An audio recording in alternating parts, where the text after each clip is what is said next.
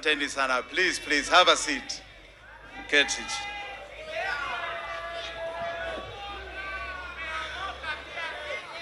Safina.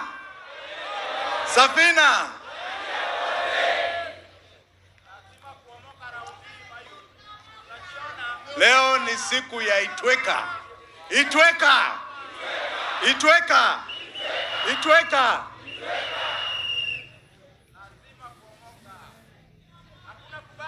My party leader, the entire party leadership, my great family, Jimi Wanjigi, my children, Maina and Wamboi, my very special guest, my friend, my longtime friend and bosom buddy, William Samoei Ruto.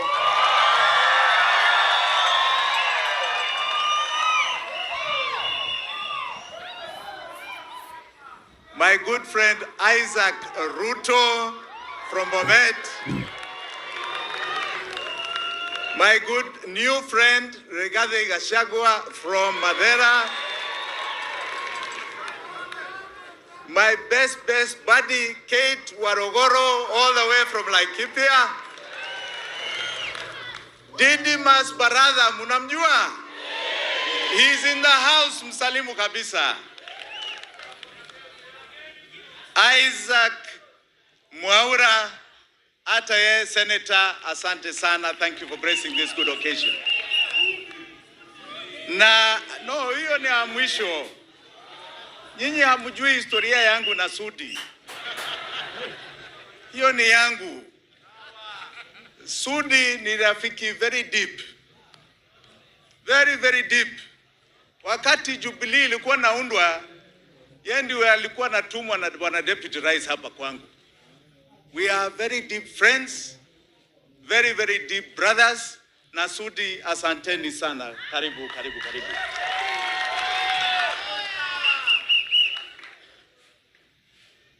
I want to thank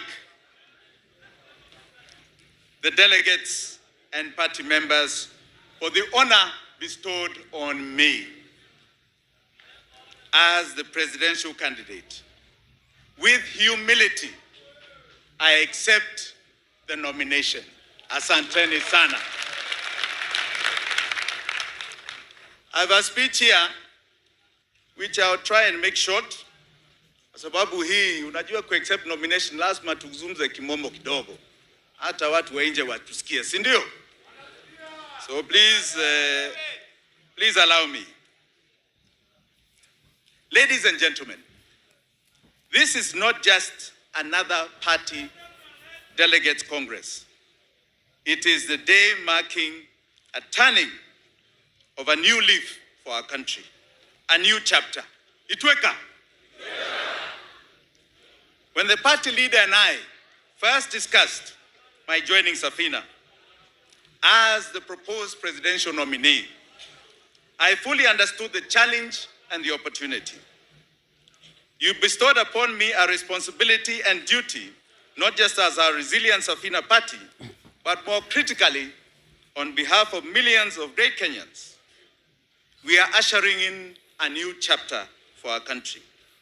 I accept this task with deep obligation, unshakable resolve, and complete dedication, all the while being aware of its burdens and decisive importance.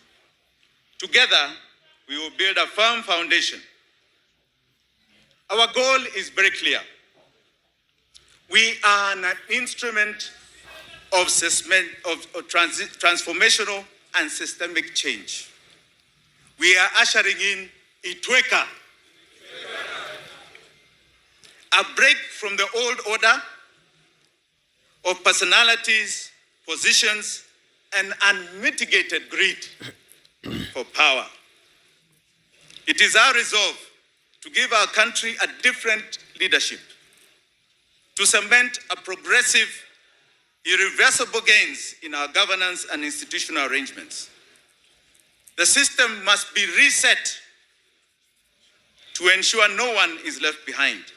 Every Kenyan, every community, every corner of this country must enjoy the fruits of our individual and collective sweat. We must have total victory. I repeat, we must have the 99% of Kenyans have total victory August 9th, 2022. Itweka.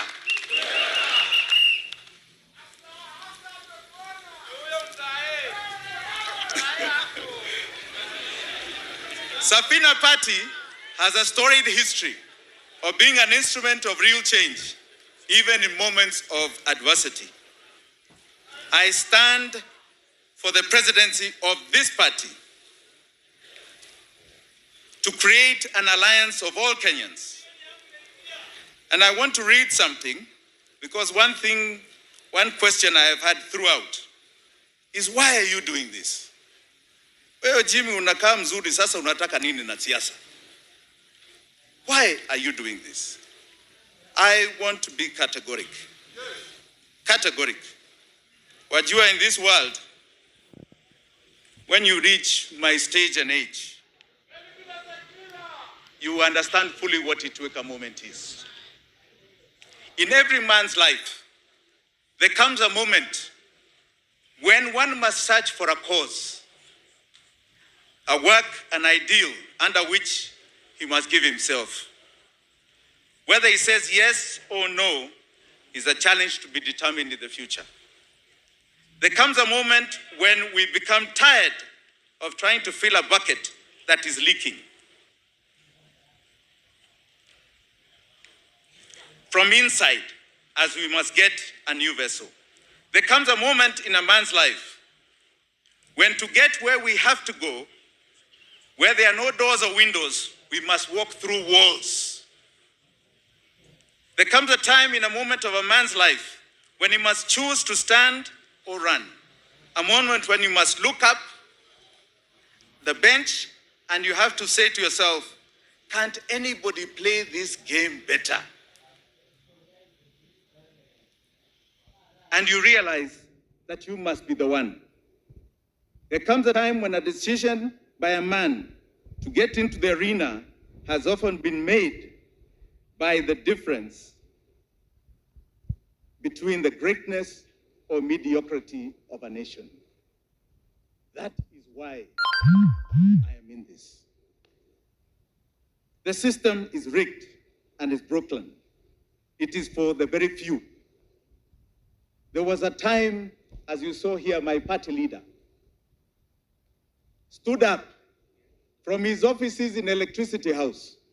He was one of the most successful lawyers at the time. And he came out of his profession to risk his life, to fight for the human rights liberation, second liberation, which we have today. Kenneth Stanley Jindo Matiba is another one such hero. This is not necessarily done by the people who are in politics. It takes all of us, especially the young people I see here, to say this time we are going to be involved. No matter what, it is our time, it is our lives.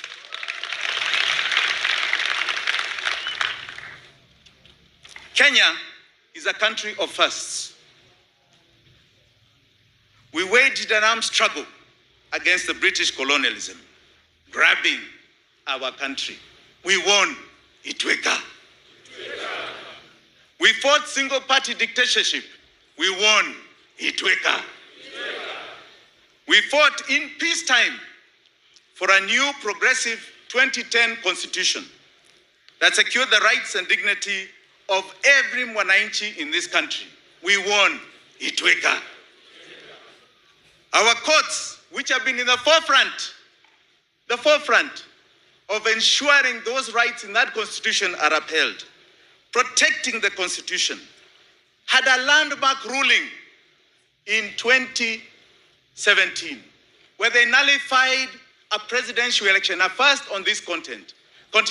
We won. Itweka.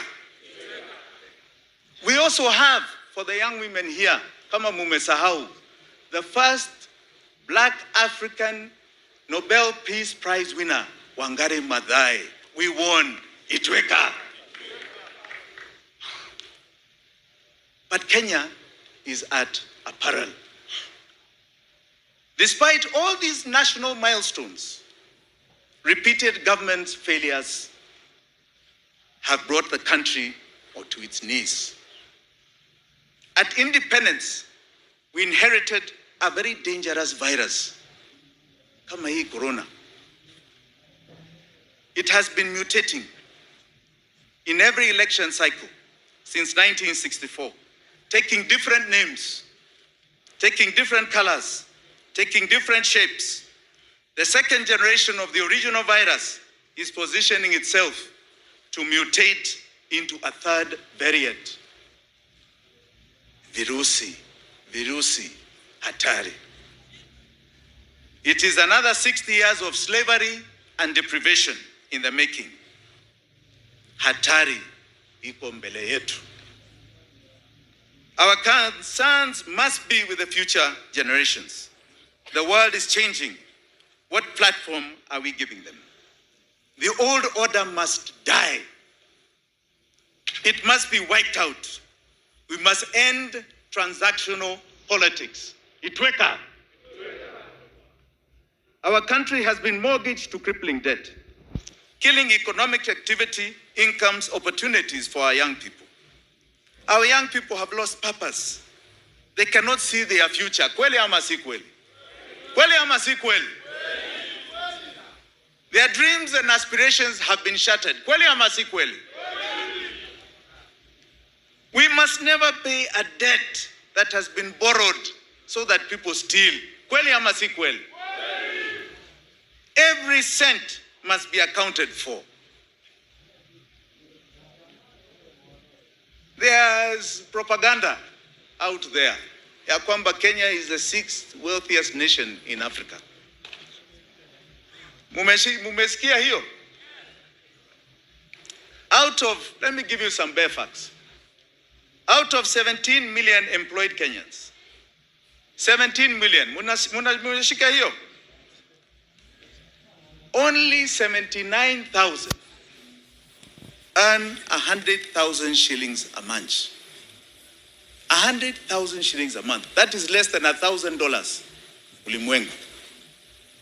That is 0.5% of the people of the workforce of Kenya who earn 100,000.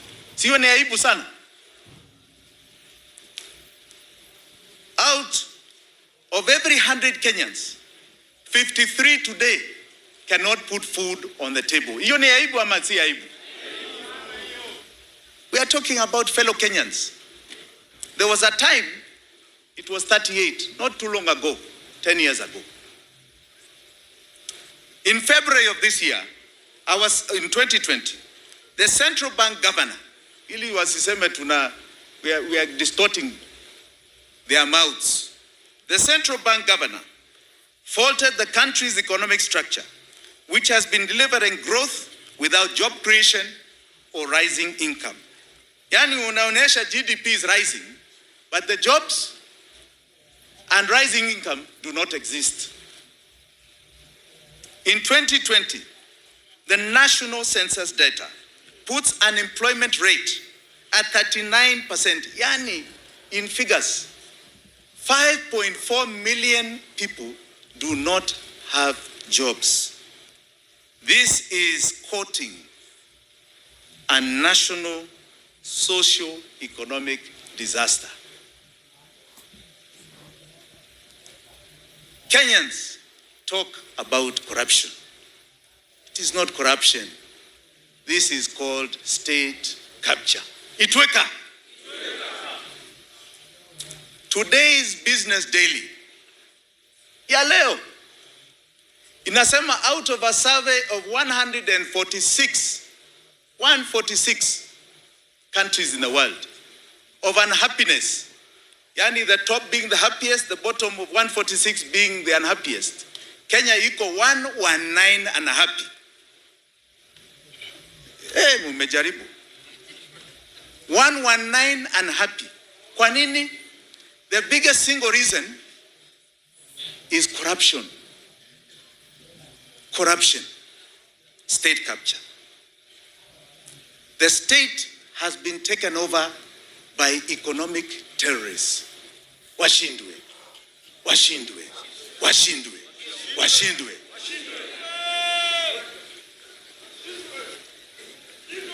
State capture has not only suffocated Kenyans, it has made it impossible for our small businesses to thrive and grow.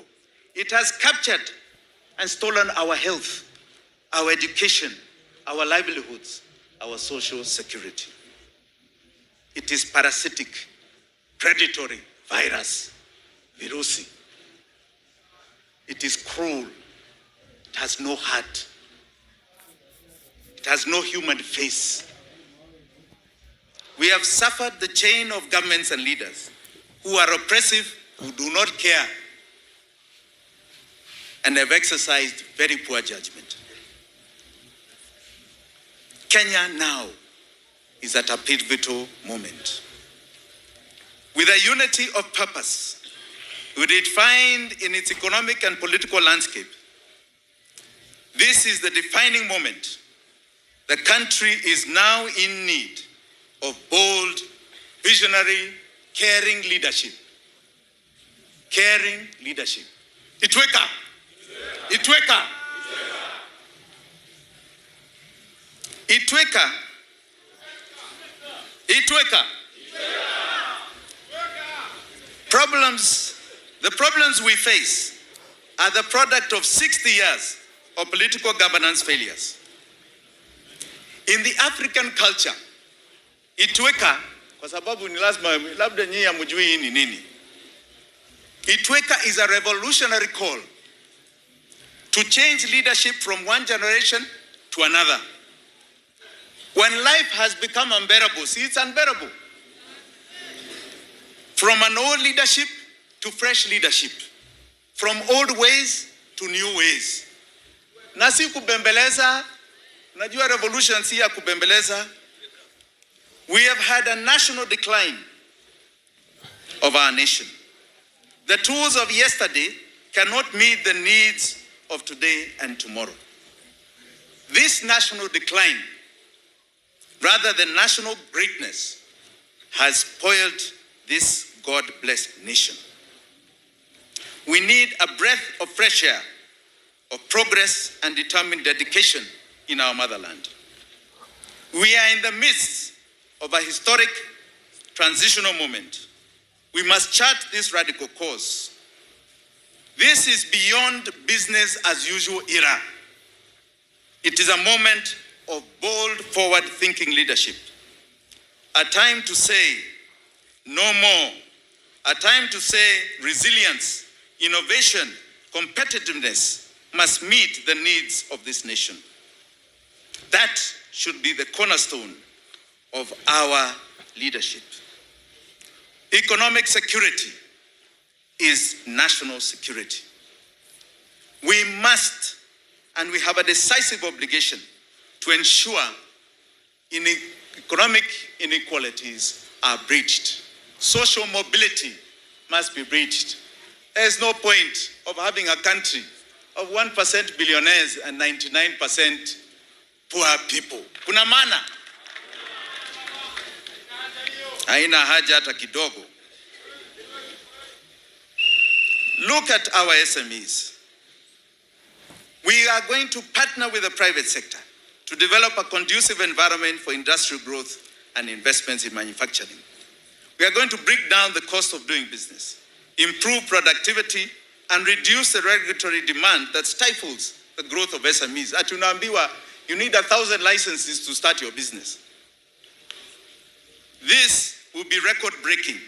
In a record-breaking period, will attract new productive investments. A lot of this we'll talk more when we come to manifesto. In agriculture, I want to just explain a little bit here about the disparities. In agriculture, agriculture contributes 34% of what we produce in this nation, GDP. Lakini ni vizuri mjue, kwa hela to the exchequer, it is only contributing 2%.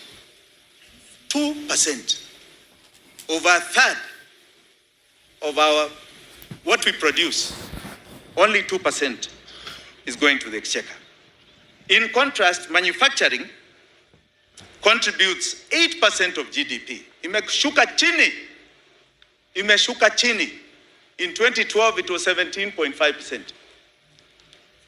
And contributes 17.5% of revenue. Umeshika hiyo figures. Wana Deputy President, najua huku kwenu ni majani chai. Na majani chai nachaka mjue, si mnajua ketepa? Si mnajua ketepa?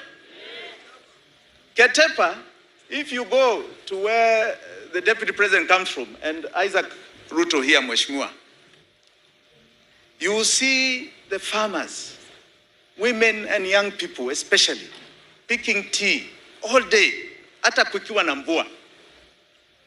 Hiyo ketepa chai goes through a little process in a factory hapa Kenya. Lakini what you don't know ni ya kwamba hiyo chai inaenda Ulaya. Inaenda Dubai.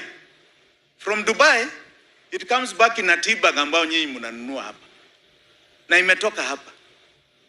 Ketepa tea that you drink, none of it is manufactured here. That is how sad this story is.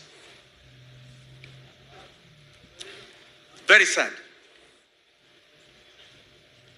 Cheap and reliable energy must be a key driver for economic productivity and competitiveness. We guarantee energy supply, green energy, competitively priced, economically friendly, and meeting a basic requirement for competitive economy. Our energy security will be focused on 4 objectives: secure, plentiful, diverse energy supply, robust, reliable infrastructure, competitive and stable energy pricing. We will aggressively pursue opportunities presented by the global decarbonization agenda, including green hydrogen and its derivatives.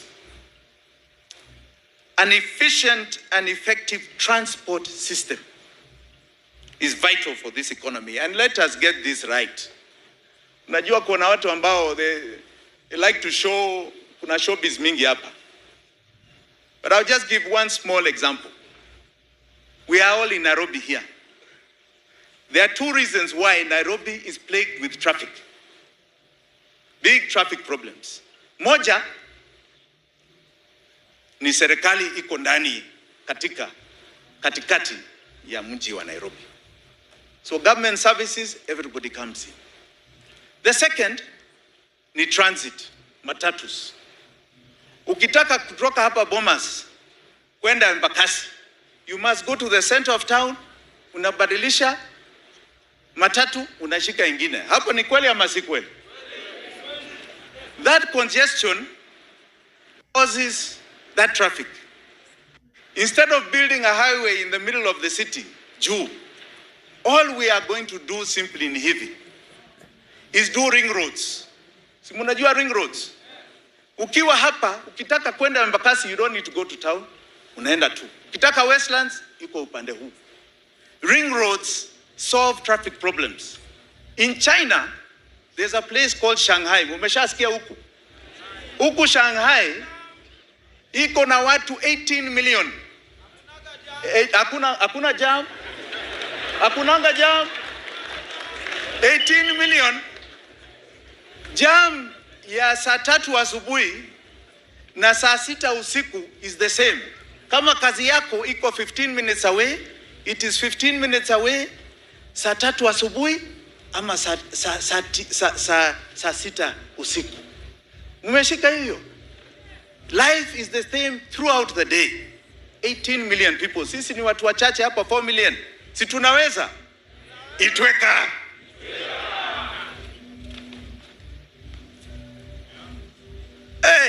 Nimeona wa vijana wengi hapa. Sasa hii mambo ya bundles na digital na sijui nini. Kwa hesabu yetu tumefanya bundles zenu yote to give people 2,000 shillings worth of bundles. Hiyo ni pesa mingi, ni muhimu sana. That is something that is affordable by this country. Because what we want to do, unajua kuna conquest agenda, na agenda ni information. We want you to get bundles because that is where job creation, self-employment, creativity inatoka. Kweli ama si kweli? Kweli ama si kweli? We want the world to download you. Si nyinyi muna download the world. Munashika. Hiyo ndio conquering huku nje. Isiwe ni kitu ambao nyinyi you are being conquered all the time na information ya huku. Itweka.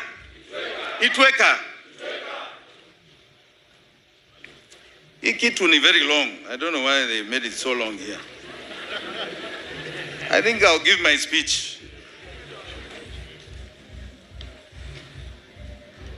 I want to articulate, because above the speech is very long. I want to articulate something that's very touching to my heart. You know, we are a country that must today, and from today on, say you cannot be happy when you see your fellow Kenyan hungry. But you are kimila za zamani. Your neighbor never went hungry. The other day, I saw a truck ya food relief ambayo ilikuwa imeoverturn hapo Roysambu. Mliona hiyo? And I saw people in Roysambu going for that food. Na ujue hiyo chakula inaenda kwa wengine ambao hawana. But they are so hungry, na ni hapa tu Nairobi. Hapa. We cannot talk about the pride of a nation when our people do not have anything in their stomachs. Kweli ama si kweli? We cannot. Indira Gandhi in India said the pride of India will only be returned when there is nothing like famine, when there is nothing like a hungry Indian person. And when she did her green revolution in India, today uski muindi ambao ananja munamsikia. You cannot even imagine. Those were world headlines just about 30, 40 years ago. Now, the population of that country, not even the landmass of Africa, the population of India is 1.3 billion. Na kuna mtu anaenda usiku nyumbani kilala na njaa.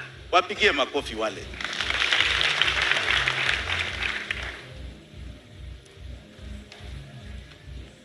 Let me talk to our skilled human capital.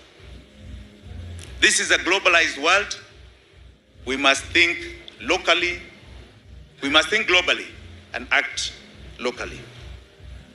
We have the potential of transforming all our young people's lives. Our education system is one of the highest on this continent. We must bridge the gap between learning outcomes and future challenges. We must recognize this is a rapidly changing world. We cannot have children sitting on stones and dilapidated classes anymore. Itweka. To the youth and women of this country, I want to talk to you with my heart. Gender parity and youth inclusion is a fundamental principle of sound governance, fairness, and equity. We will advance gender equity, women empowerment as part of our broader commitment to inclusive economic growth. There's a fair chance for everybody to have their share of our national cake. You are the young people, 76% of the population of this country. Itweka.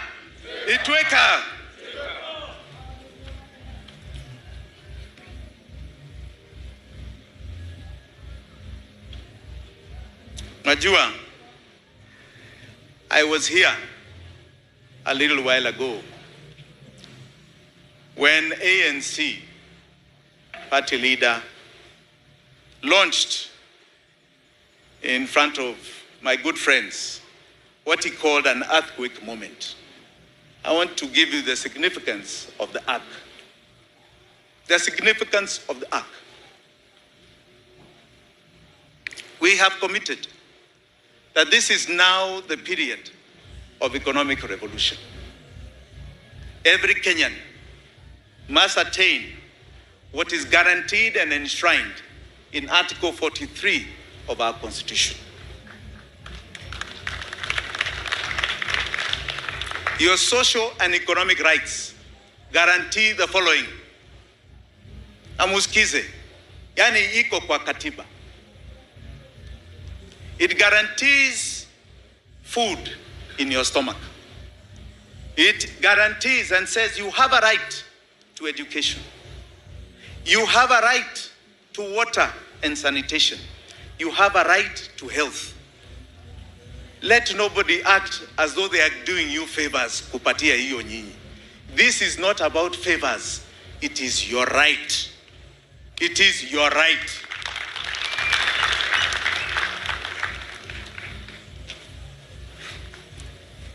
Noah's Ark came at an interesting period in biblical history.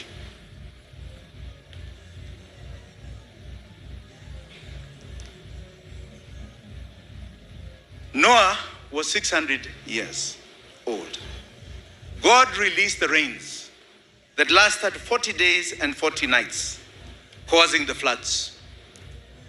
Noah and his wife and sons and their wives, along with animals, were taken aboard the ark.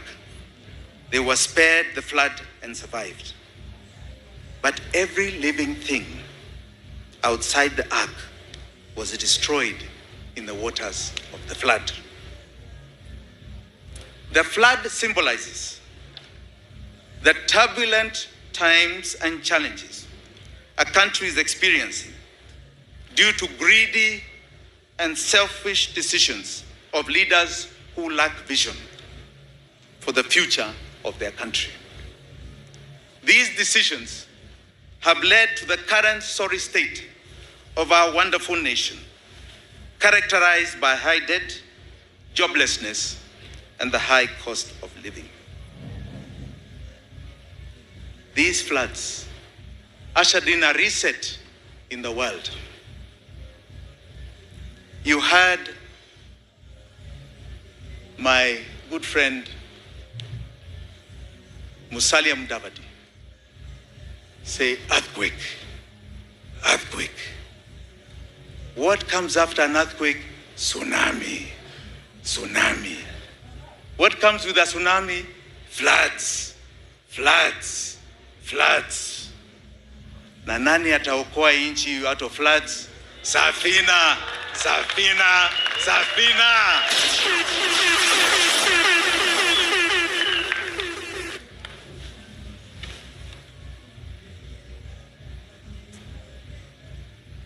Let me announce here today that those who have played a part in the destruction of the rule of law, the economy, and the livelihoods, one day will be brought to book and held accountable. Itweka, Itweka. We can no longer stand by and watch passively. The current social contract that has failed and collapsed. As stewards of the people, our leaders have abused the responsibility vested in them at the expense of the citizens. And they are trying to find their way back. A new social contract and covenant must be established for the people of Kenya to move forward to greatness. I conclude. As Safina, this is our social contract and mine. We are committed to renew the social contract for the people of Kenya. Itweka. We will rebuild trust and social cohesion, a break from the past. Itweka. We commit to strengthen governance and accountability for the sake of present and future generations. Itweka. We commit to take the time to rebuild our country after the flood of corruption and inequity. Itweka. We will undertake to ensure that each and every Kenyan exercises their right to live a decent and dignified life as enshrined in Article 43 of our Constitution. Itweka, itweka, itweka. Asanteni sana.